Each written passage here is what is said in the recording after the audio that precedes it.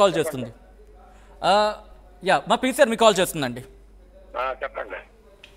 Okay, PCR call connect చేస్తుంది, మనం మాట్లాడబోదు. అసలు ఇంతకీ ఆ రోజు ఏం జరిగింది? ఆయనతో మాట్లాడే ప్రయత్నం చేసినప్పుడు శ్యామ్ గురించి కూడా మాట్లాడారు ఆయన? శ్యామ్ గారి గురించి డైరెక్ట్గా నేను అడిగినప్పుడు అతను జాబ్ వేయించుకోవాలన్నారు, ఇది చెప్పారు, అయిపోయింది. అతన్ని డైనింగ్ టేబుల్ దగ్గర కూర్చోబెట్టి, మా హైదరాబాద్ ఇంట్లో డైనింగ్ టేబుల్ దగ్గర కూర్చోబెట్టి అడిగాను, మాట్లాడాను. అతను అప్పుడు చెప్పాడు వరుసగా అన్నీ మొదలుపెట్టి, నాకు 25,000 శాలరీ, ఆ 25,000 నా కార్ ఈఎంఐకి వెళ్ళిపోతాయి అంటే ఆ కార్ ఎవరిది అని అడిగా.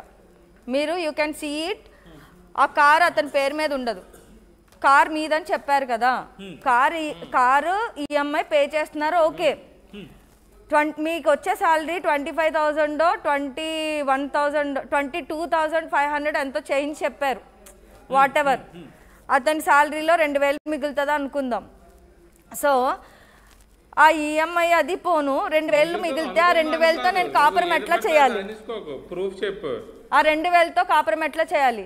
అతను చెప్పిందే శాలరీ 25,000. శ్యామ్ వర్షన్ కూడా తెలుసు. శ్యామ్ తను అంటోంది మీ ఫాదర్తో కమ్యూనికేట్ జరిగింది, టేబుల్ దగ్గర కూర్చొని మాట్లాడామని చెప్పి. మీ వర్షన్ ఏంటి?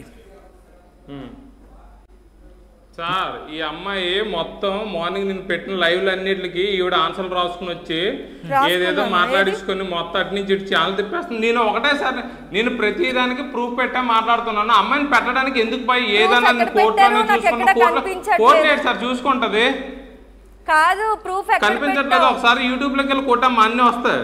అది ఇప్పుడు చూపించు సార్. ఒకటి సింపుల్ సార్, సింపుల్. ఏ ప్రూఫ్ అంటున్నావు నువ్వు?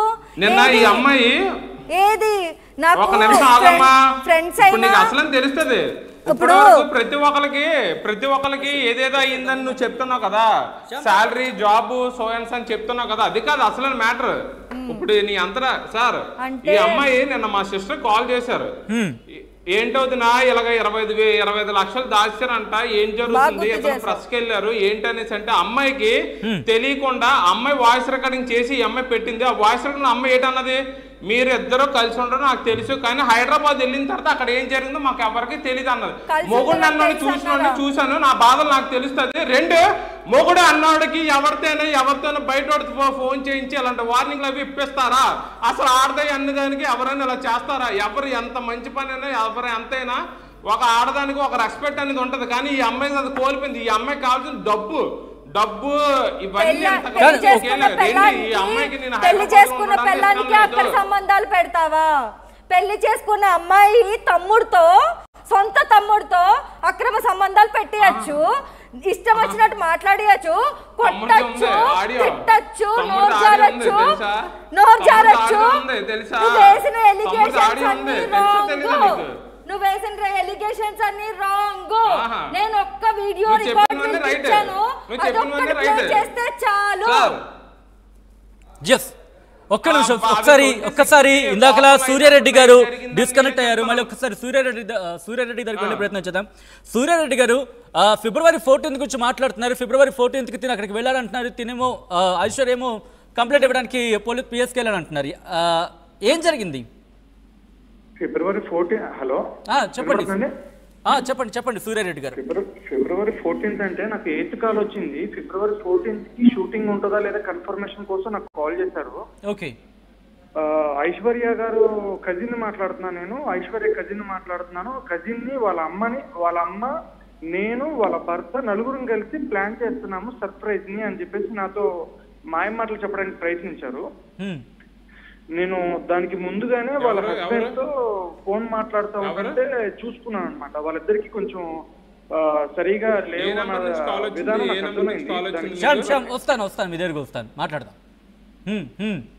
దానికి ముందుగానే విధానం మాకు అర్థమైంది.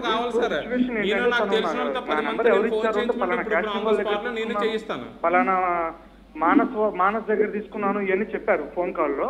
ఓకే, సో నా నంబర్ ఎవరి దగ్గర తీసుకున్నారన్నది ఇంతవరకు ఎవరికి తెలియదు. ఇంకొక విషయం ఏంటి అంటే, కజిన్ ఎవరు అంటే అసలు కజిన్ ఎవరు, ఈ అమ్మాయికి కజిన్ ఎవరు లేదు. ఆ పేరు గల కజిన్ ఎవరు కూడా ఈ అమ్మాయికి తెలియదు. సో వాళ్ళు ఫోన్ చేసి, సరే నాకు హెల్ప్ చేయండి, ఏంటి వాళ్ళ అమ్మగారు షూటింగ్ కి వచ్చారా, నా గురించి ఏమైనా నెగిటివ్ గా చెప్పారా అంటే, మీ గురించి నాకెందుకు చెప్తారండి అని చెప్పేసి మాట్లాడడం జరిగింది. దాని తర్వాత ఏంటి మా గురించి ఏమైనా బ్యాడ్గా చెప్తున్నారా? ఐశ్వర్య గారు మాకు ఏమైనా చెప్పారా? మీరు బాగానే తిరుగుతూ ఉన్నారు కదా, మీరు బాగానే చేస్తా ఉన్నారు కదా, బాగానే తిరుగుతూ ఉన్నారు కదా, మీ కమ్యూనికేషన్ బాగానే ఉంది కదా అని అంటే సార్ మాది షూటింగ్ వచ్చినప్పుడు మేమందరం కలిసి పని చేసుకోవాలి, అయిపోయిన తర్వాత ఎటోలు అటు వెళ్ళిపోవాలండి, మాకు తర్వాత ఎటువంటి కమ్యూనికేషన్స్ ఎప్పుడు ఉండవండి, షూటింగ్ లో ఉన్నంతసేపు ఇదండి అని చెప్పేసి నేను చెప్పడం జరిగింది. సరే ఏదైతే ఏం కావాలా, February 14th షూటింగ్ ఉండిద్దా ఉండదా అంటే మాకు తెలియదండి, అంతవరకు ఇది 8th కదా, మాకు 14th వరకు మాకు కన్ఫర్మేషన్స్ ఉండవు ప్రస్తుతానికి. సో ఇప్పుడు మీకేం కావాలి చెప్పండి అంటే నాకు మీరు షూటింగ్ లొకేషన్ కావాలి, నేను ఒక బ్రీఫ్ కేసు పంపిస్తాను, ఆ బ్రీఫ్ కేసు షూటింగ్ లో అందరి ముందు ఓపెన్ చేయించే బాధ్యత మీది అని చెప్పేసి నాకు చెప్పారు. ఓకే, ఆ బ్రీఫ్ కేసులో ఏముంటుంది ఏమని అన్నారా? ఏముంటది అంటే ఏదో సర్ప్రైజ్ ప్లాన్ చేస్తున్నాము, నేను వాళ్ళ మదరు వాళ్ళ తమ్ముడు మేమందరం కలిసి సర్ప్రైజ్ ప్లాన్ చేస్తున్నాము అని చెప్పి నాకు అబద్ధం చెప్పడం జరిగింది. నేను వాళ్ళతో అన్నాను, సరే సార్ ఇప్పుడు నా తరపు నుంచి గుడ్డో బ్యాడో నాకు వెళ్ళడం నాకు ఇష్టం లేదు, సో నేనైతే దీనికి యాక్సెప్ట్ చేయను. సరే వాళ్ళ మదర్ గారితో అమ్మాయి మాట్లాడుతూ ఉంటారు కదా, సరే వాళ్ళ మదర్ గారికి ఫోన్ చేసి ఆ టైంలో ఫోన్ చేయమని చెప్పండి, షూటింగ్ లో ఉంటే షూటింగ్ లో, లేకపోతే హోమ్ లో ఉంటే హోమ్ లోనే మీరు పంపించుకోవచ్చు కదా, ఎందుకంటే వాళ్ళ మదర్ కూడా ఉన్నారు కదా మీ సర్ప్రైజింగ్ ప్లాన్ లో. రైట్, అంటే ఆ రోజు సర్ప్రైజ్ ఒకటి ప్లాన్ చేస్తాం.